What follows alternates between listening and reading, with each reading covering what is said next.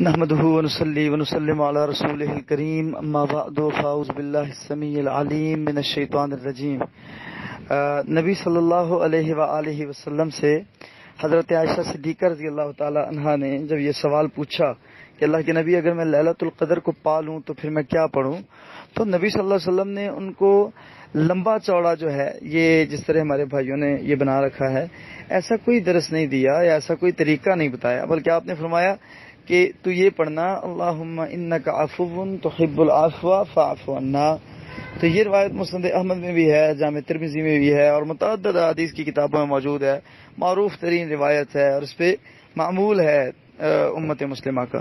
تو یہ دعا ہے، نفل و نوافل پڑھے جا سکتے ہیں کثرت کے ساتھ، اللہ کے قرآن کی تلاوت کی جا سکتی ہے، تلاوت سنی جا سکتی ہے، اگر پڑھنا نہیں چاہ رہے، پڑھا نہیں جا رہا، طبیعت نہیں مان رہی یا کوئی ایسا مسئلہ ہے تو وہ سنی بھی جا سکتی ہے قرآن کریم کی تلاوت، ٹھیک ہے بھائی۔ تسبیحات کی جا سکتی ہیں۔ نبی صلی اللہ علیہ وسلم کے پاس ایک بدو آیا، وہ بیچارہ سادہ آدمی تھا، اس نے کہا اللہ کے نبی مجھے کوئی ایسی تسبیح بتائیں کہ جو میں پڑھوں تو میرے پچھلے سارے گناہ معاف ہو جائیں۔ تو اللہ کے نبی صلی اللہ علیہ وسلم نے اس کو جو ہے وہ یہ تسبیح سکھائی، سبحان اللہ والحمد للہ ولا الہ الا اللہ واللہ اکبر۔ تو یہ تسبیحات اذکار یہ کریں لیلۃ القدر میں، اللہم انک عفو، اس کی اسپیسیفک دعا ہے وہ پڑھیں زیادہ سے زیادہ کثرت کے ساتھ۔ تو یہ طریقہ زیادہ مثبت اور حدیث سے ثابت ہے، اور اس طرح کا تو مجھے کوئی واقعہ جو ہے حدیث سے نہیں ملتا۔ ہمارے بھائی لوگوں کو تکلفات میں ڈال کے رکھ دیتے ہیں کہ جی ایک مرتبہ سورۃ القدر پڑھو، ہر رکعت میں جو ہے وہ اتنی مرتبہ سورۃ فاتحہ پڑھو، اور پھر اس کے بعد درود پاک 70 مرتبہ پڑھو، سورہ اخلاص اتنی مرتبہ پڑھو۔